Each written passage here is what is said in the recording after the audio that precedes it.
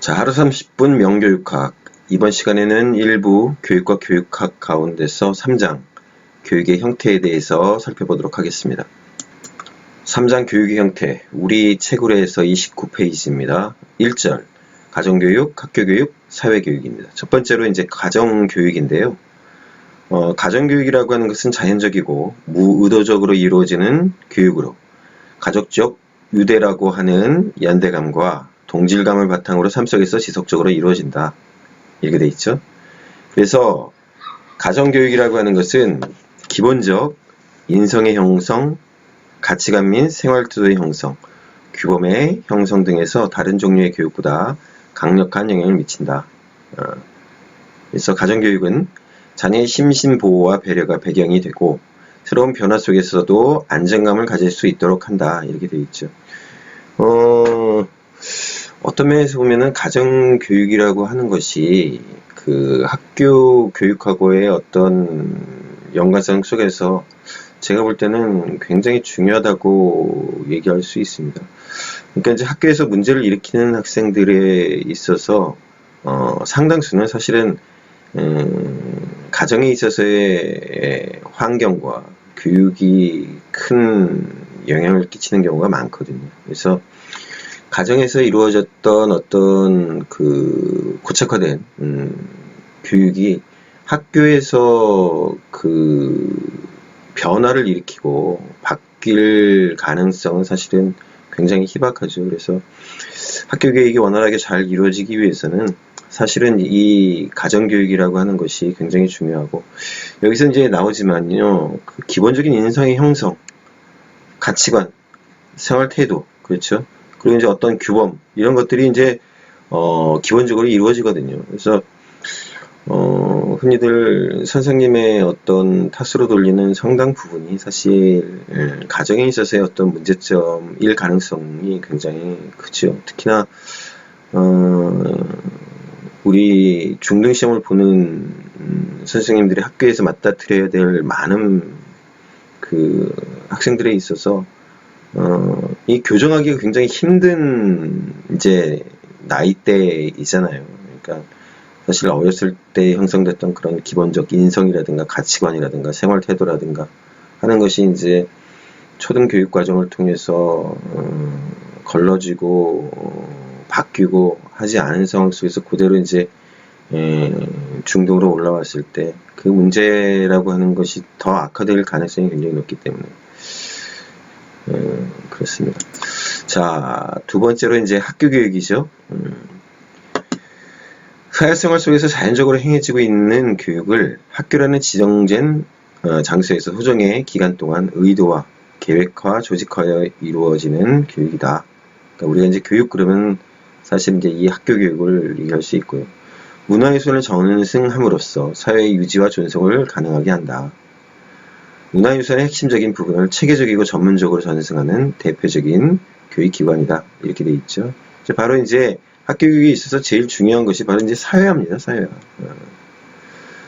행동 양식, 가치관, 사회 규범 등을 전수함으로써 사회의 통합과 통제의 기능을 수행한다. 청소년을 선발하여 성인으로서 어떤 사회적 지위를 차지할 것인가를 결정한다. 바로 이제 선발 기능이라고 하는 것이 학교 교육에 있어서 굉장히 중요하죠. 바로 이제 우리 수능 시험이 이제 대표적으로 그렇습니다. 물론 대학으로 이제 진학하는 시험이 수능이긴 하지만 어찌 보면은 어떤 대학을 가느냐라고 하는 것이 직업 선택에 있어서 그 향후의 어떤 진로에 있어서 굉장히 큰 영향을 주기 때문에 그렇죠. 자, 학교 교육은 개인의 성장과 발달을 도모하고 자아 실현을 위한 환경을 조성한다. 이제 이렇게 얘기를 합니다. 자, 세 번째로 사회교육입니다. 학교 교육을 제외한 전생의 교육 또는 평생 교육을 의미하고 좁은 의미로는 학교를 졸업한 사람들을 대상으로 하는 성인 교육을 의미하지요. 학교 교육과 달리 학습자가 자발적으로 참여하며 학습의 목표와 내용이 개인의 학습 요구에 의해 결정이 됩니다. 이 자발적 참여라고 하는 것이 사실은 사회교육에 있어서 굉장히 중요한 부분입니다. 실생활에서 부딪히는 현실적인 문제와 이제 관련이 깊고 현실에 바로 적용할 수 있는 생활 경험 그 자체가 주된 학습 내용이 되죠.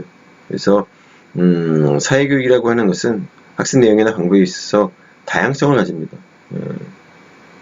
결국 이제 내가 배우고 싶은 것, 내 어떤 의지와 자발성을 통해서 하고 싶은 것이 개인들마다 이제 다양하겠죠. 바로 그래서 이 다양성을 가진다라고 하는 겁니다. 자, 2절 평생교육인데, 평생교육은 이제 앞서 보았던 사회교육의 이제 연장선상에서 이제 논의가 되는 겁니다. 그래서 평생교육의 개념을 보면 법적 협의의 의미로서 학교의 정규 교육과정을 제외한 학력 보완이라든가 성인의 이제 기초 문해교육, 직업 능력 향상, 인문 교양, 문화예술, 시민 참여 뭐 이런 것들을 갖다가 전부 다 포괄을 하는 거죠. 그 다음에 이제 학문적, 광의의 의미로서 보면 삶의 과정에서 이루어지는 교육 및 학습 현상의 총칭입니다. 그래서 태교에서부터 노인대학에 이르기까지 수직적으로 통합한 교육을 의미하고 또 가정교육, 사회교육 및 학교교육을 수평적으로 통합한 교육, 그러니까 수직적이고 수평적인 이러한 교육을 광의로 평생교육이라고 합니다. 그래서 교육의 수직적 통합이라고 하는 것은 유아, 초등, 중등, 고등, 평생교육 기관을 이제 통합하는 것이고 수평적 통합이라고 하는 것은 앞서서 봤지만 학교, 가정, 일터, 지역사회, 또 사이버 교육 이런 것들을 갖다가 의미합니다. 그래서 평생교육의 이제 특징을 한번 살펴보도록 하죠. 인간의 삶의 질을 나선형으로 향상시키는 것을 목적으로 한다. 얘기 되어 있죠. 나선형이라고 하는 것이 이제 뭐겠습니까? 이제 이런 식으로 이렇게 나선형으로 이렇게 쭉 발달을 이루어 나가는 겁니다. 그러니까 상상되고 여기서 이제 연마한 다음에 또 향상이 되고 이게 이제 나선형인 겁니다. 그러니까 이제 요 수평적인 것은 연령대가 될 수 있겠고요. 그렇죠? 자, 이렇게 되는 겁니다.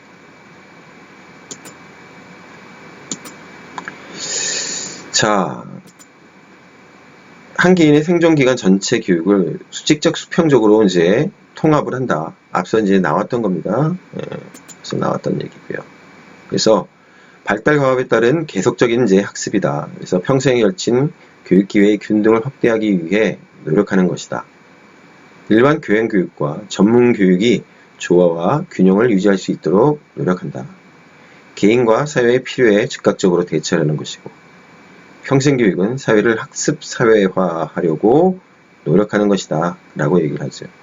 그래서 앞서 얘기했지만 학습자의 자기주도적 학습 능력이 요구됩니다. 그러니까 자발성이라고 하는 것이 굉장히 중요한 부분이에요.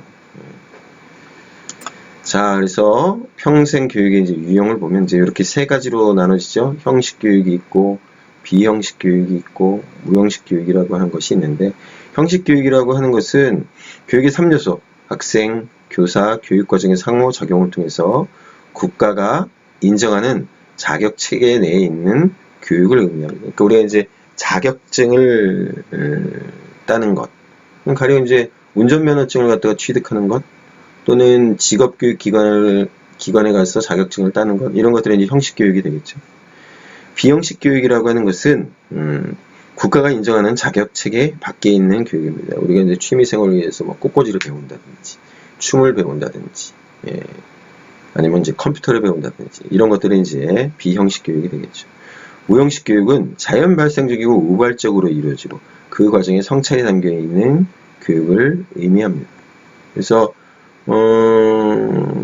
어떤 면에서 보면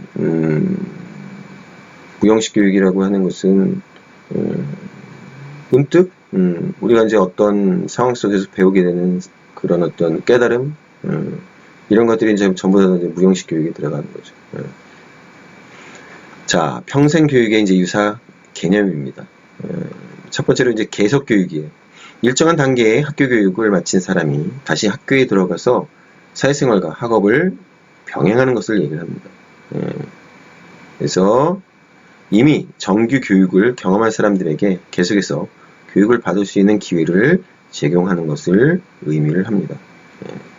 자, 두 번째는 성인 교육입니다. 예. 그 내용과 방법이 어떠한 것이든 간에 성인들이 참여하는 모든 교육 과정을 말하고요. 개인의 충실한 계속 발달을 꾀하고 조화롭고 영속적인 교육 활동을 영위하는 것을 의미합니다.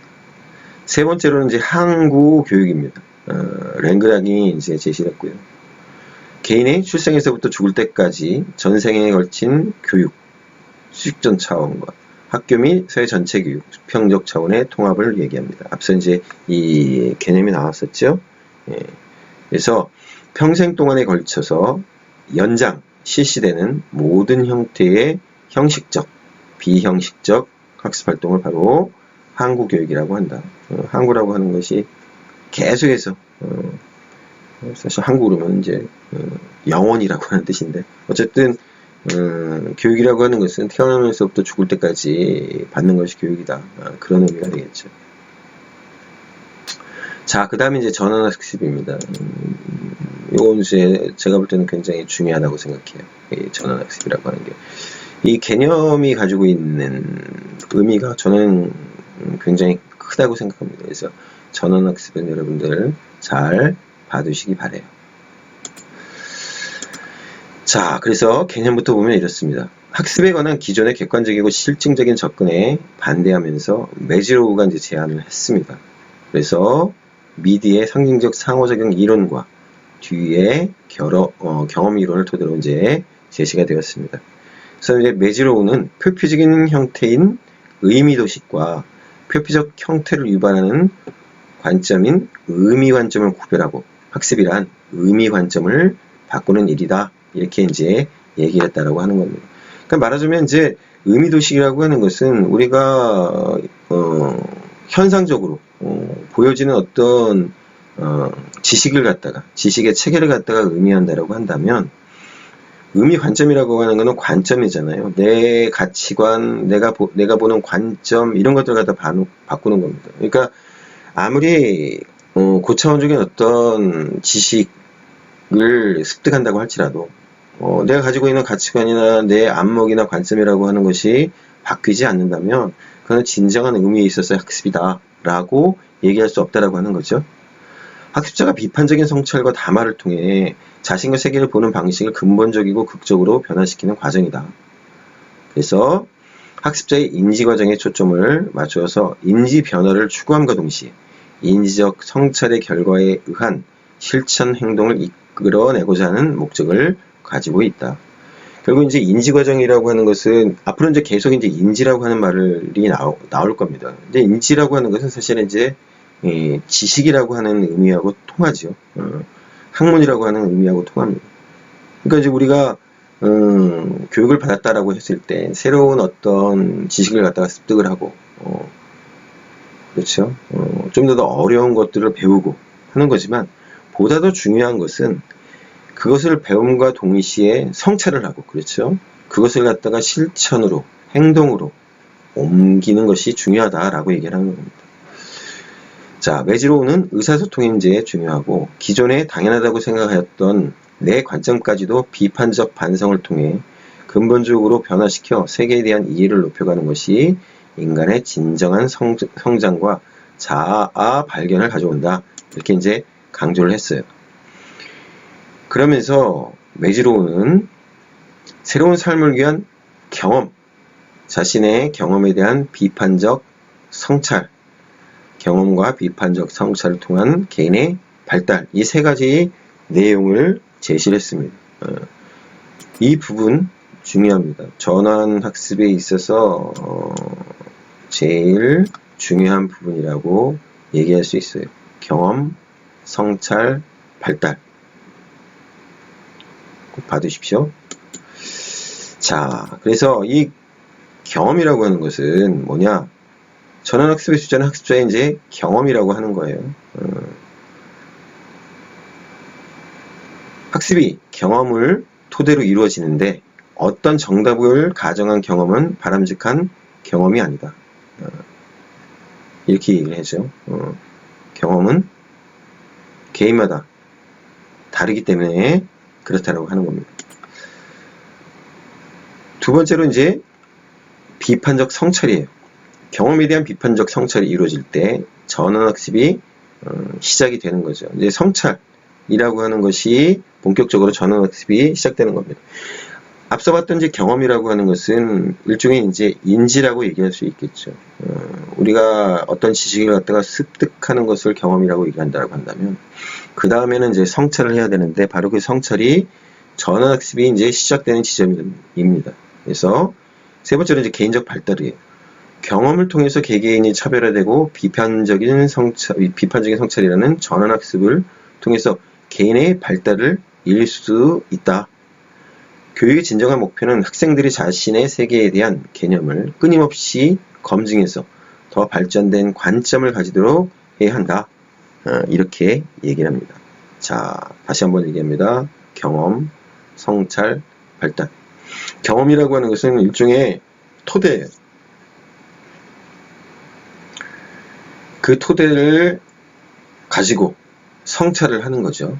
그렇죠. 그럼으로써 발달이 이루어지는 겁니다. 네.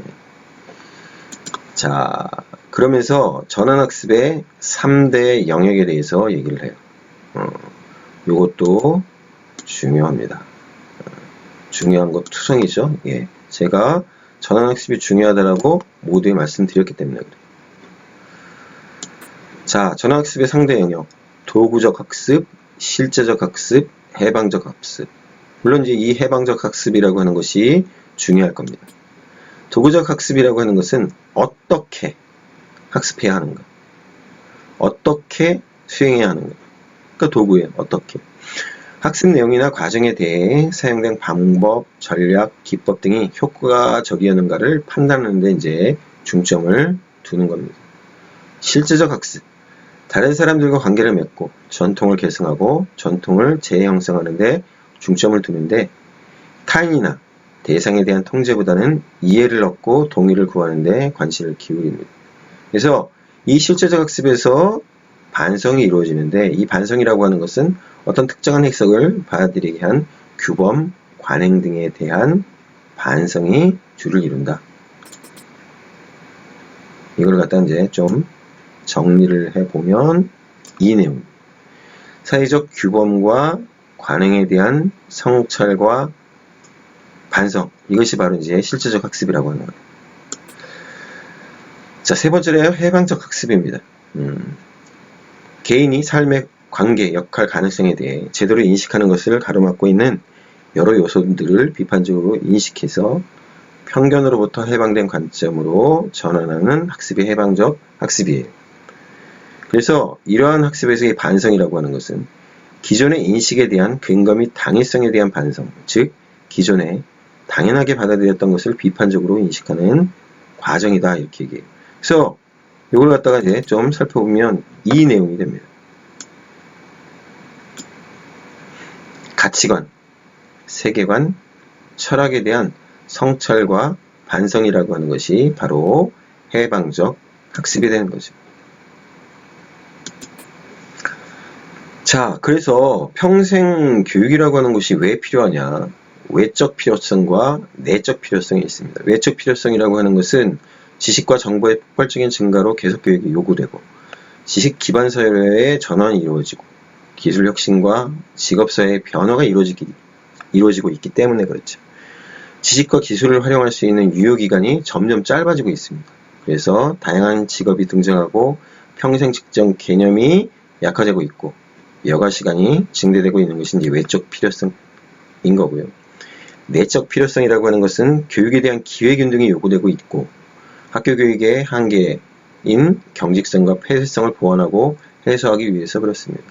또 평생에 걸친 개인의 교육권을 보장하기 위해서 그렇고요. 다양한 형태의 교육을 받기 원하는 성인들의 수가 점차 증가하고 있기 때문입니다. 자, 평생 교육에 대한 이론적 접근을 한번 살펴보도록 하죠. 첫 번째가 이제 랭그랑인데요. 우리 이제 32쪽 항구 교육에서 이 랭그랑을 한번 본 적이 있습니다. 자, 인간의 종합적 성장, 특히 인성 발달의 전인성과 계속성을 이제 강조를 했죠. 우리 앞서 봤지만 삶의 전 기간을 통한 수직적 통합과 개인 및 사회생활의 모든 부분을 포함하는 수평적 통합을 강조하였습니다. 두 번째로 갤피입니다.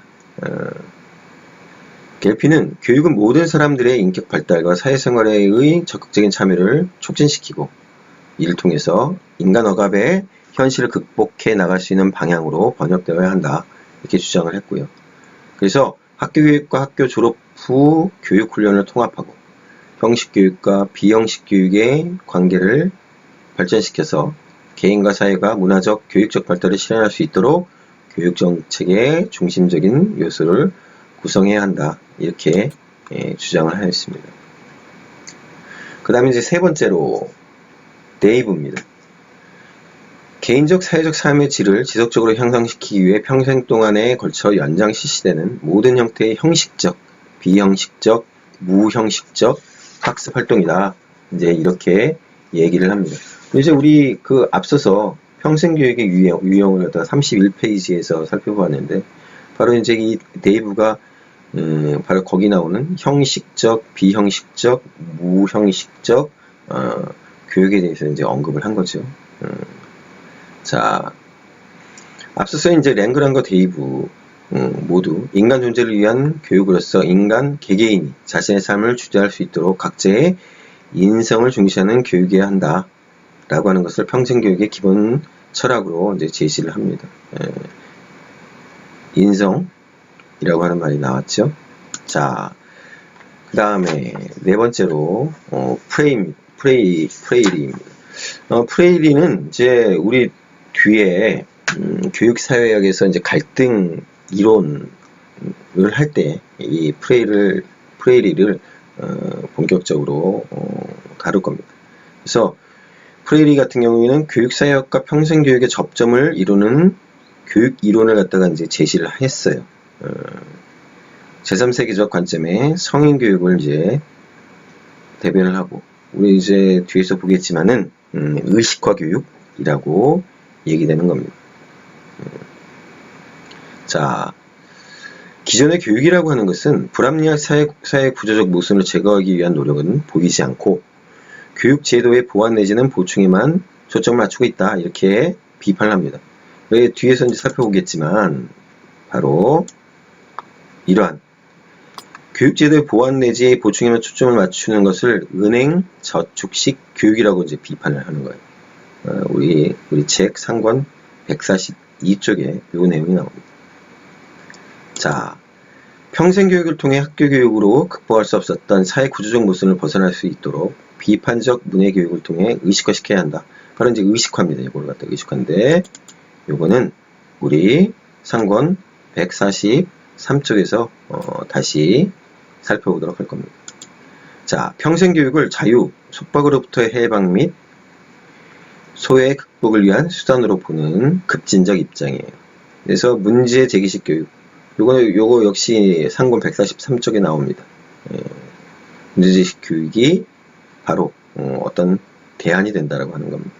그래서 가르치는 사람과 배우는 사람을 평등한 관계에 놓고 서로 배워가는 학습 과정을 강조를 합니다.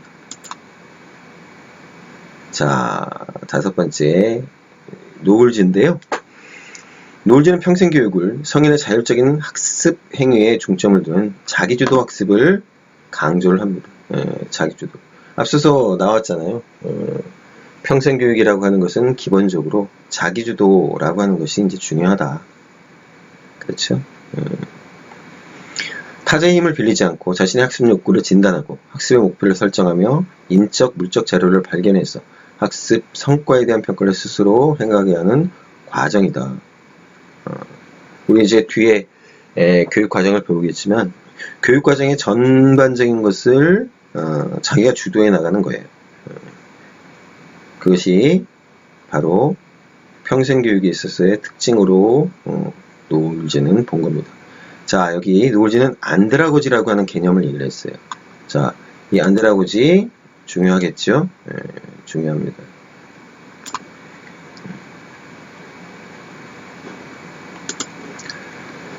자, 안드라고지 교육에서의 학습으로의 변화예요. 교육 패러다임의 전환인 겁니다. 말하자면 교육보다 학습이라고 하는 것이 더 상위, 더 나은 개념이라고 얘기될 수 있겠죠. 그러니까 반대 개념으로 이제 페다고지를 얘기합니다. 사실은 페다고지라고 하는 말이 상당히 좋은 뜻인데 페다고지보다 더 좋은 뜻으로 안드라고지라고 하는 개념을 갖다가 제시를 한 거예요. 그래서 페다고지라고 하는 건 전형적인 학교 교육의 개념이죠. 그렇죠? 페다고지라고 하는 것은 가르치는 사람, 배우는 사람이 수평적인 관계가 아니라 수직적인 관계로 그렇죠? 교수자가 주도하는 겁니다. 하지만 안드라고지라고 하는 것은 그렇지 않죠. 자기주도 학습이니까 내가 펼쳐나가고 내가 정하고 그런 의미가 되겠죠. 학교 교육을 포함한 모든 교육을 학습자가 중심이 되어 자신의 경험과 목적성에 의하여 학습해 간다. 그런 의미가 됩니다. 그래서 평생 교육은 일생 동안 지속되는 교육의 과정으로 모든 수준의 교육을 포괄하는 겁니다. 자, 그래서 안드라고지, 노을스가 얘기하는 자기주도 학습이라고 하는 것은 학습의 통제권이 학습자 자신에게 있고 주도권을 스스로 행사하는 학습을 말합니다. 자, 다음에 일리치입니다. 일리치도 역시나 마찬가지로 교육사회학 갈등이론 쪽에서 배울 건데요. 일리치 같은 경우에는 탈학교론을 얘기해요. 상검제의 우리 책 139쪽에 바로 이제 이 탈학교론에 관한 내용이 자세하게 나와 있습니다. 현대사회에서 학교가 교육제도를 독점함으로써 나타나는 반교육적 현상을 비판을 합니다. 그래서 교육 본연의 모습과 기능을 되찾기 위해서는 현재와 같은 학교 제도를 철폐해야 한다. 이제 이렇게 주장을 하지요. 그러면서 대안으로서 제시하는 게 바로 이 학습을 위한 망입니다. 우리 책 140쪽에서 다시 한번 이 내용을 다룰 겁니다. 학습을 위한 망이라고 하는 것은 기존의 학교 제도를 대체할 수 있는 새로운 교육 제도를 말합니다. 이 망을 통해 모든 사람이 학습에 필요한 자원을 쉽게 이용할 수 있고 이 망을 통해 학습하거나 가르치는 기회를 평등하게 향유할 수 있다. 이렇게 이제 주장을 합니다. 그래서 사회 공동체 속에 있는 거대한 하나의 네트워크로 학습자의 선호나 흥미에 따라 배우고자 하는 내용물, 동료, 교육자를 연결시켜주는 역할을 한다. 자, 학습을 위한 망이라고 하는 것이 뭡니까? 탈학교. 학교가 필요 없다라고 하는 거잖아요. 그 학교를 갖다 대치를 하는 겁니다.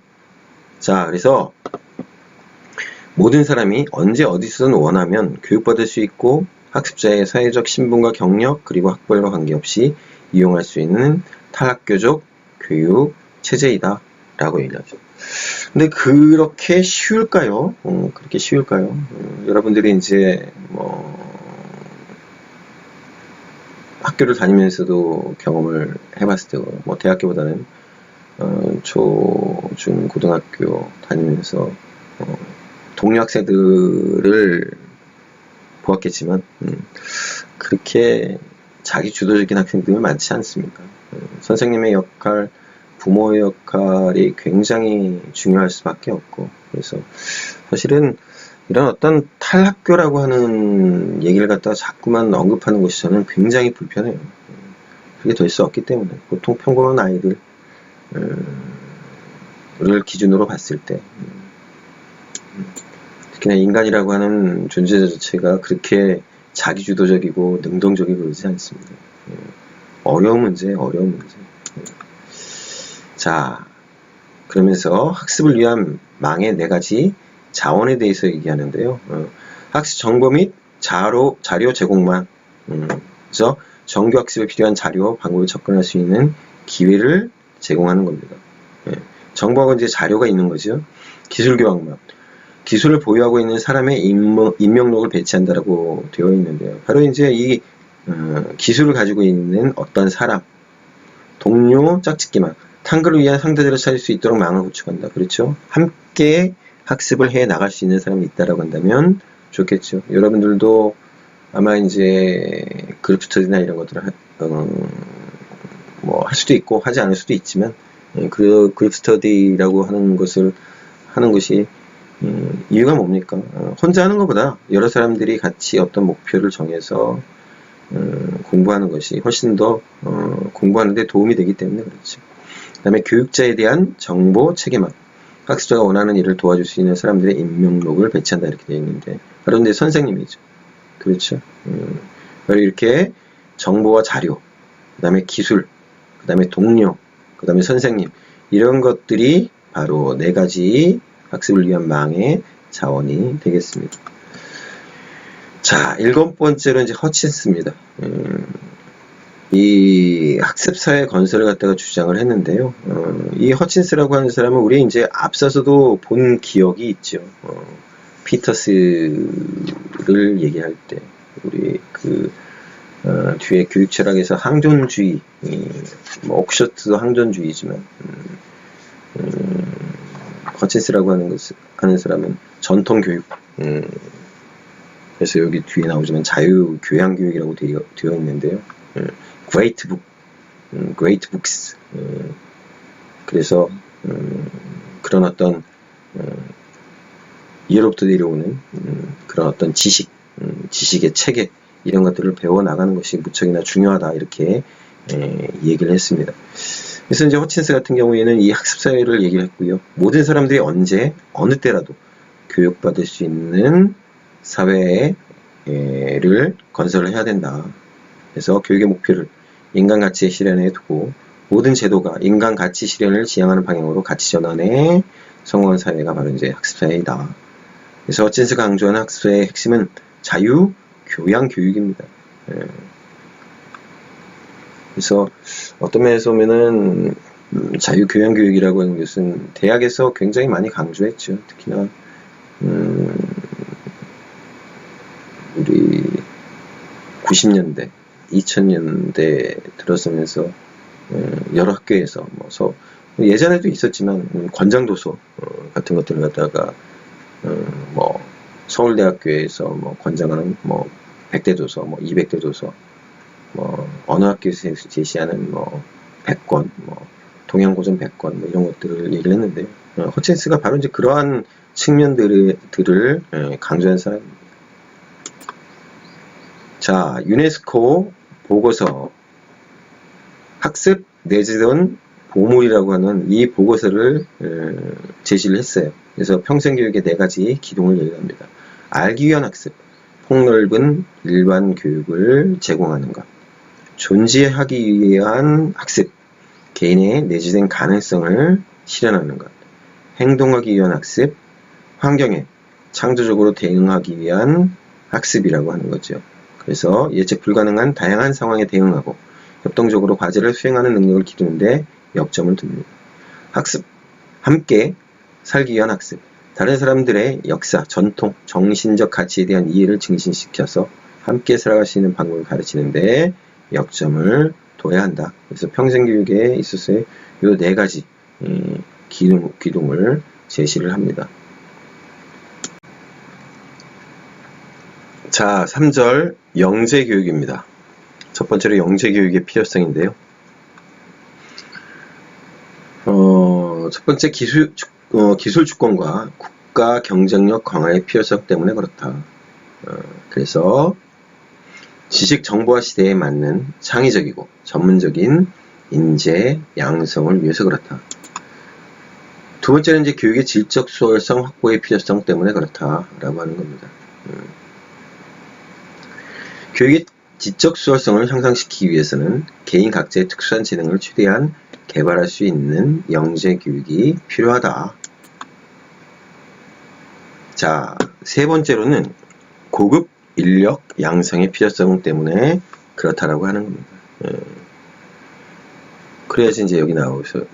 국가 발전에 필요한 고급 인력을 이제 양성하는 것이 중요하다 이렇게 얘기를 하고요.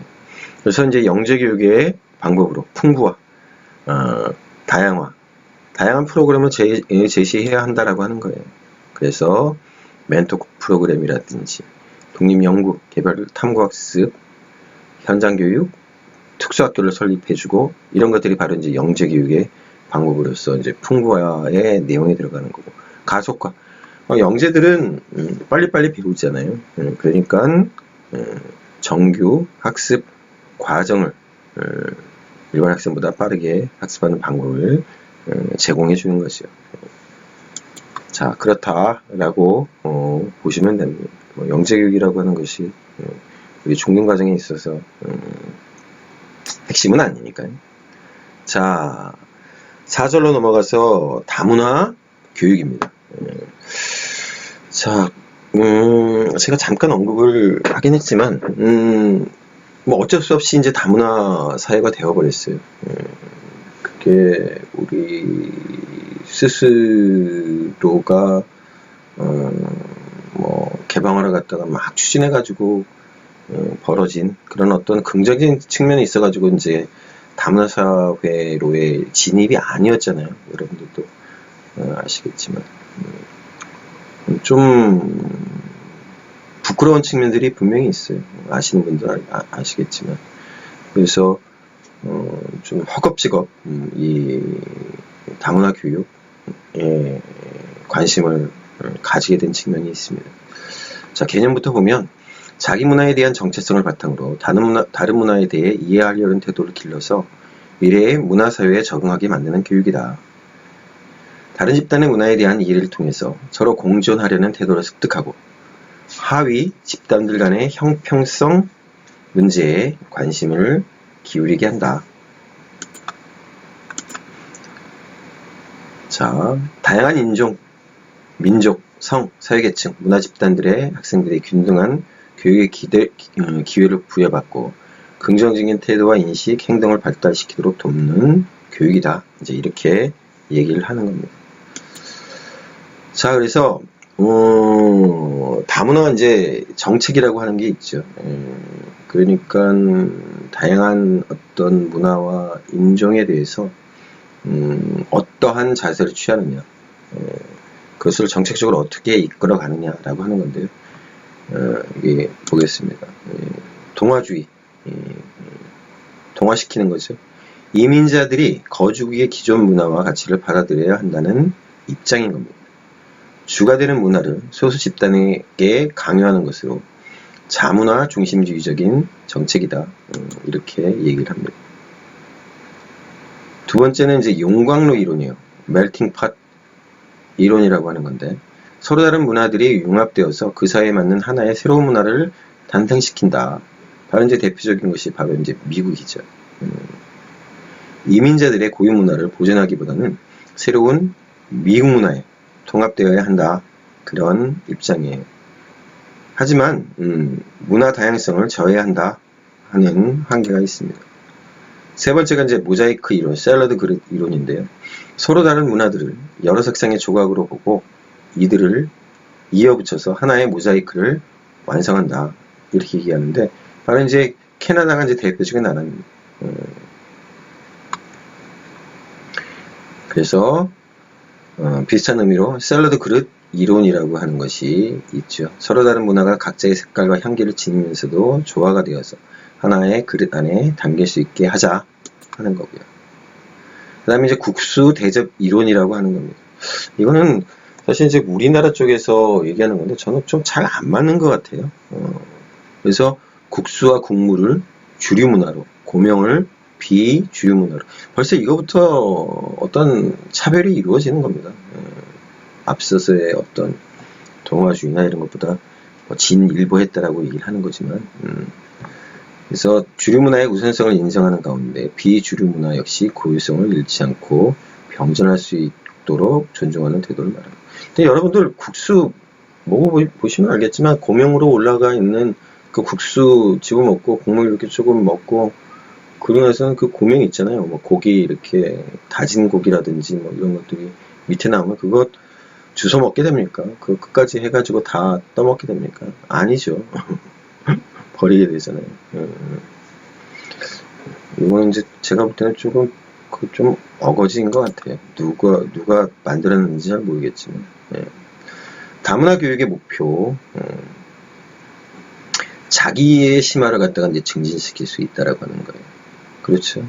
다른 관점에서 봄으로써 나를 갖다가 인식하게 되고, 주류와 소수의 교육과정과 학교 문화 간의 차이를 줄이려고 이제 노력을 하는 겁니다. 다문화 사회에서 요구되는 지식, 기능, 태도를 이제 습득할 수 있게 하는 거고, 그리고 고통과 차별을 감소시키는 것이 바로 목표가 되겠죠. 그래서 다문화 교육의 이제 내용을 보면 소수자 적응 교육이에요. 그렇죠. 사회 통합을 위해 주요 사회의 동호회에 초점을 맞추고, 소수자 정체성 교육, 소수자들의 자존감을 회복하고 자신이 속한 문화 집단의 자부심을 가지도록 하는 데 관심을 가지는 겁니다. 소수자 공동체 교육, 집단 간 이해를 도모해서 긴장과 갈등을 경감시키고 집단 간 사고의 지평을 확장시키는 데 초점을 두는 겁니다. 다수자 대상의 소수자 이해 교육, 다수자를 대상으로 소수자에 대한 차별과 편견을 제거하는 데 초점을 맞추는 것이 바로 다수자 대상의 소수자 이해 교육이 되겠습니다. 자, 4장 학교와 교사입니다. 1절로 학교 제도부터 한번 보죠. 학교 제도를 갖다가 이제 구분을 하는데, 그 기준으로 계통성하고 이제 단계성이 있습니다. 계통이라고 하는 것은 뭐예요? 이렇게 쭉 이어지는 거죠. 단계성이라고 하는 것은 뭡니까? 이렇게 계단처럼 이렇게 단계가 있다라고 하는 거죠. 단계. 그래 이제 계통성하고 단계성인데, 자, 중요한 건 이 계통성이라고 하는 것은 쭉 이어지는 이 하나의 선이 있으면 또 다른 선이 있다라고 하는 거예요. 이게 별개죠. 여기 있는 선하고 여기 있는 선하고. 이거는 이 단계성이라고 하는 건 계단처럼 이렇게 해서 어떤 연령이나 그런 거에 따라서 층은 이루어지긴 하지만 쭉 하나로 쭉 이어지는 데 반해서 계통성이라고 하는 것은 별개로 선이 있다라고 하는 거예요. 여기는 2선만 따라서 가는 거고 여기는 2선만 따라서 가는 거예요. 자, 그런 거죠. 그래서 계통성이라고 하는 것은 어떤 계층의 학생들 대상으로 교육을 하고 있는가, 단계성이라고 하는 것은 어떤 연령층을 대상으로 교육하고 있는가, 이렇게 얘기되는 겁니다. 그러니까 초, 중, 고 계층, 어떤 계층, 평민, 귀족. 그래서 학제를 갖다가 학교 제도를 갖다가 이제 구분을 하는 데 있어서 두 가지잖아요. 이 복선형이라고 하는 것은 앞서 봤었던 이 계통성이라고 하는 것과 관련이 되어 있는 거고, 단선형이라고 하는 것은 바로 여기 나온 단계성이라고 하는 것과 관련이 되어 있죠. 그래서 복선형이라고 하는 것은 계급형입니다. 카스트 시스템이에요. 상호 관련이 없는 두 가지 이상의 학교 계통이 병자하는 학제로 사회 계급이나 신분에 따라 분리된 학제이다. 그래서 학교 계통 간에는 원칙적으로 이동이 불가능하지요. 자, 단선형이라고 하는 것은 레더 시스템이에요. 계제형이에요. 계제형. 일본식 말입니다. 계단할 때 계자고요. 이 제자는 잘 보시면 아시겠지만 나무목변에다가 아우제자를 썼어요. 그래서 요 제자가 이렇게 됩니다. 글자를 써보면은 이렇게, 여기 이제 제가 좀 잘못 썼는데 이렇게 이게 계단이잖아요. 그렇죠? 여기 이제 나무 목변이 들어가서 제자가 되는 거예요. 그냥 사다리형이라고 얘기하면 좋은데 이거 그대로 갖다 쓴 거예요. 그러니까 사다리를 의미합니다. 이거 사다리. 참 이런 것들을 갖다가 바꿔야 되는데 교육학에 너무 심합니다. 특히 일본식 한자, 잘 통하지 않는 일본식 한자들을, 조어들을 갖다가, 그러니까 너무, 편하게 번역을 하고, 너무 편하게 교육학을 가르치려고 하다 보니까 생겨난 문제라고 저는 봐요. 교육학부터 사실은 이런 언어 순화, 좀, 한자가 나쁜 것은 아니지만, 그렇죠. 좀 의미가 통하고, 그래야 되는데, 그런 것들이 너무 많습니다. 너무 많아요. 자, 어쨌든, 레더 시스템은 신분이나 계층의 구애됨이 없이 개인의 능력을 중시하는 학제입니다. 그래서 학교 계통이 하나밖에 없어서 모든 국민이 학교 교육을 이제 제공을 받는 거죠. 바로 민주주의의 기회, 균등의 이념을 구현하는 학교 제도인 거예요. 자, 두 번째로 교사론입니다. 교직관의 유형이에요. 첫 번째는 이제 성직관입니다. 학생의 인격 형성을 돕는 고도의 정신적 봉사활동이다. 교직에 대한 소명의식을 강조하는 거죠. 아직까지도 이제 이러한 성직관이라고 하는 것이 자리 잡고 있죠. 그 반대편에 있는 게, 또 다른 이제 극단에 있는 게 바로 이제 노동자관입니다. 마르크스주의적 계급관을 이제 기초로 하고, 정신적 노동을 수행하는 직업이 선생님이다. 노동에 대한 정당한 보수와 처우 개선, 근무 조건의 향상을 위해 노동 3권을 주장합니다. 세 번째는 이제 전문직관이에요. 고도의 지적인 훈련이 필요하고, 자율성과 윤리의식을 바탕으로 하고, 지속적인 연구 활동과 봉사 지향성을 띤 전문직이다. 이제 요 전문직관이라고 하는 것이 요즘 받아들여지고 있는 교사에 대한 관점이 되겠죠. 자, 그래서 교직의 전문성에 대해서 살펴보면 전공 교과에 대한 전문성이 있어야 된다고 하는 거죠. 여러분들 지금 임용시험을 보지만 얼마나 어렵습니까? 경쟁도 굉장히 치열하고 재수, 삼수 막 하시는 분들도 굉장히 많은데 바로 이제 전문성이라고 하는 것이 교과에 대한 전문성이라고 하는 것이 바로 교직의 전문성을 나타내고 있는 것이고요. 고도의 지성을 요구하는 정신적 활동이다. 그렇죠.